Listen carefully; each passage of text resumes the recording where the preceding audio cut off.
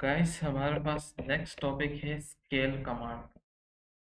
तो सबसे पहले मैं आपके स्केल कमांड के यूजेस बताता हूँ कि स्केल कमांड हम किस लिए यूज़ करते हैं। स्केल कमांड हम बेसिकली कोई ऑब्जेक्ट को स्मॉलर या बिगर करने के लिए इसको यूज़ करते हैं with respect to original object. जैसे हमारे पास कोई ऑब्जेक्ट पहले से अवेलेबल है, मैं उसको मतलब बिग करना चाहता हूँ या स्मॉलर करना चाहता हूँ, तो उसके लिए मेरे पास स्केल कमांड यूज होता है। फर्स्ट करें, मैं एक सिंपल हैंड ड्रॉ ऑब्जेक्ट बना रहा हूँ।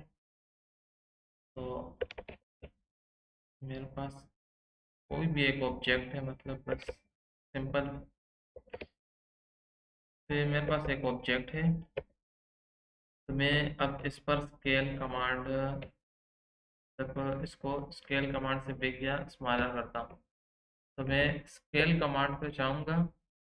बट स्केल नहीं, मतलब ये जो मॉडिफाई में स्केल कमांड अवेलेबल है आपको बिल्कुल वाजिब दिखाई देगा। स्केल आप इस पर क्लिक करेंगे, इस पर क्लिक करने के बाद आपको ऑब्जेक्ट सेलेक्ट करना पड़ेगा जो आपको बिग या स्मॉल करना है। ऑब्जेक्ट सेलेक्ट करने के बाद आपको प्रेस एंटर करना पड़ेगा। प्रेस एंटर करने के बाद आपको बेस पॉइंट सेलेक्ट करना पड़ेगा। तो बेस पॉइंट आपका कोई भी पॉइंट हो सकता है, ये वाला या ये। तो मैं आपको बेस पॉइंट बताता हूँ कि बेस पॉइंट होता क्या है। पहले मैं बेस पॉइंट सेलेक्ट करता हूँ, इसके बाद मैं आपको बताता हूँ बेस पॉइंट। तो अब मैंने ये बेस पॉइंट सेलेक्ट किया। ओके, के बाद आपके पास कमांड लाइन का ऑप्शन आया कि आप कॉपी रेफरेंस।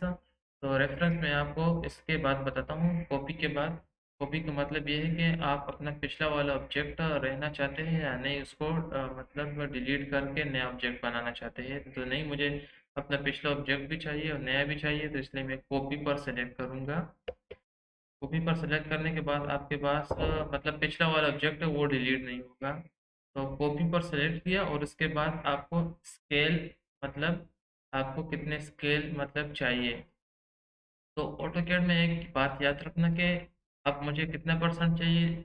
अब मुझे इसके मतलब पूरा ऑब्जेक्ट है, मैं तो कोई इसकी लेंथ नहीं दे सकता कि 40 मतलब 45 लेंथ। तो अब इसका बनेगा परसेंट। तो 10%, 20, 30%, 40। तो परसेंट के लिए मैं क्या यूज़ करूँगा, ऑटोकैड में हमारे पास 100% के लिए एक वर्ड यूज़ होता है, वन। तो वन जो मैंने कमांड विंडो में लिखा, इसका मतलब है 100%। तो वन लिखने के बाद मैं पॉइंट इनपुट करूँगा। पॉइंट इनपुट करने के बाद अब मुझे जितने परसेंट चाहिए, तो मैं उतने परसेंट मतलब बिगर मुझे जितना ऑब्जेक्ट चाहिए, तो अब मैं मतलब 20% चाहिए तो मैं 2 लिख दूंगा। ठीक है, मैंने 2 लिखा और उसके बाद प्रेस एंटर। तो देखिए 20% मेरे पास ऑब्जेक्ट बिगर हो गया। तो मैंने कहा मैं आपको बेस लाइन समझाता हूँ। तो बेस लाइन देखे मैं वही ऑब्जेक्ट सेलेक्ट कर लूँ। मैंने स्केल में गया, ऑब्जेक्ट सेलेक्ट किया, उसी ऑब्जेक्ट पर मैं काम करता हूँ, प्रेस एंटर। जैसे कि मैंने पहले बेस पॉइंट ये सिलेक्ट किया था। जब मैंने ये बेस पॉइंट सेलेक्ट किया किया था, तो मेरे पास ऑब्जेक्ट मतलब यहाँ से, मतलब लेफ्ट साइड से बिग नहीं हुआ था।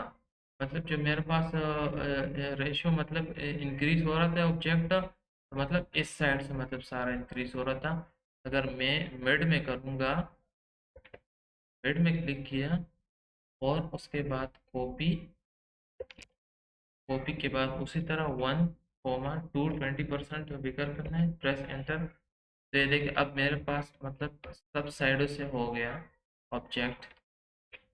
तो इसी तरह अगर मैं दोबारा scale, select object, press enter, base point अगर मैं ये कॉर्नर लूँगा और 1, 2, तो ये देखिए मतलब अब इस साइड से इंक्रीज हो गया और उस साइड से नहीं हुआ। तो बेस पॉइंट हमारे पास ये होता है। तो ये मैं सारा रेस नहीं करता, मैं इनमें से 2 रेस करता हूँ। ओके, तो अब मैं आपको रेफरेंस पॉइंट समझाता हूँ कि हमारे पास रेफरेंस पॉइंट क्या होता है। तो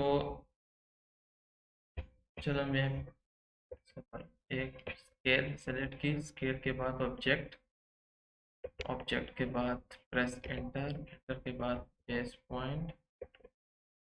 ओके, अब मुझे मतलब रेफरेंस का मतलब ये है कि आप एक रेफरेंस दे रहे हैं आपको, चलो ये देखिए आप एक रेफरेंस दे रहे हैं कि यार मेरे पास ये एक ऑब्जेक्ट है, मतलब मुझे ये जो नीचे की लेंथ है तो मुझे इसकी लेंथ मतलब ज़्यादा करनी है, और मुझे बाकी ऑब्जेक्ट से कोई मैटर नहीं है कि वो मतलब कितना बड़ा होता जा रहा है। मुझे मैटर ये है कि मुझे ये इंक्रीज करना है 15 मिलीमीटर, 20 मिलीमीटर। जाहिर सी बात है आप जब ये 15 मिलीमीटर आप इसको इंक्रीज करेंगे तो आपका ये वाला ऑब्जेक्ट भी इंक्रीज होगा। लेकिन आप यहाँ ये ऑप्शन सिर्फ इसलिए अवेलेबल है, मतलब इसका मतलब ये इसलिए अवेलेबल है कि आप सिर्फ रेफरेंस पॉइंट मतलब आपका ताल्लुक सिर्फ रेफरेंस पॉइंट से हो। लेकिन मैं बताता हूँ, कॉपी सेलेक्ट ऑब्जेक्ट किया, उसी तरह करना है पॉइंटर। ओ मेरे ख्याल में आई थिंक मैं गलत हो गया। स्केल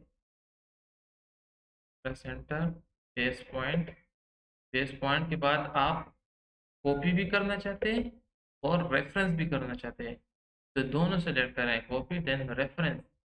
रेफरेंस के बाद आपको कौन सा मतलब लाइन या पॉइंट आपको रेफरेंस चाहिए। मुझे ये चाहिए, मुझे मतलब ये जो बेस लाइन है मुझे ये रेफरेंस चाहिए, मतलब ये मुझे ये मतलब 20 मिलीमीटर चाहिए, बाकी मुझे ऑब्जेक्ट से मतलब नहीं है कि वो कितना भी बड़ा हो जाए। देखो तो मैं इसका एक कॉर्नर सेलेक्ट करूंगा, उसके बाद दूसरा कॉर्नर सेलेक्ट करने के बाद कमांड लाइन आपको कह रहा है कि आप न्यू लेंथ दे दें, तो मैं न्यू लेंथ दूंगा 20 mm, तो मैंने प्रेस एंटर किया। तो ये देखें आपके पास रेफरेंस लाइन जो आपने दी थी वो आपके पास मतलब बड़ी हो गई। तो रेफरेंस लाइन तो बड़ी हो गई। ओके, तो ये देखिए रेफरेंस लाइन तो आपके पास बड़ी हो गई। ऑब्जेक्ट मेरे पास बहुत ये, ओके ये ऑब्जेक्ट, जस्ट 1 मिनट।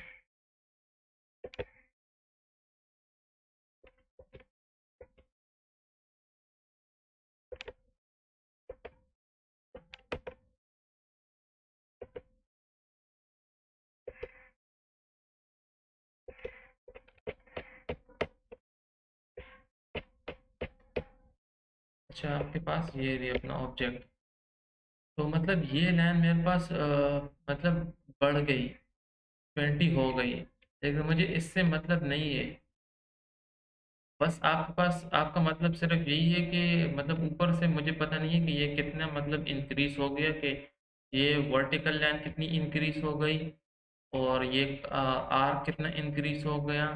तो इससे मेरा कोई मैटर नहीं है, तो रेफरेंस पॉइंट सिर्फ होता ही इसलिए है कि आपको बस सिर्फ मतलब इस लाइन से आपका मैटर हो कि ये मुझे कितनी इंक्रीज चाहिए।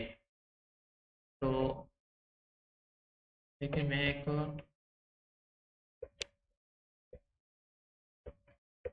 मेरे पास एक रेक्टेंगल है और मुझे स्केल ऑब्जेक्ट सेलेक्ट किया, select object, scale select object, press enter, base point, copy and reference and this corner. अब मुझे ये बेस लाइन मुझे पिक चाहिए। अब ये देखें ये बेस लाइन, अब मुझे नहीं पता कि ये कितनी है, अगर आप मेजरमेंट के साथ बनाएंगे तो आपको पता होगा, फिर भी मैं बताता हूँ। ये मेरे पास तकरीबन, अब नहीं पता, अब तो नहीं पता। तो अब मुझे मतलब ये 20 लेंथ की चाहिए, 20 या 30 लेंथ की मुझे ये बेस लाइन जो है चाहिए।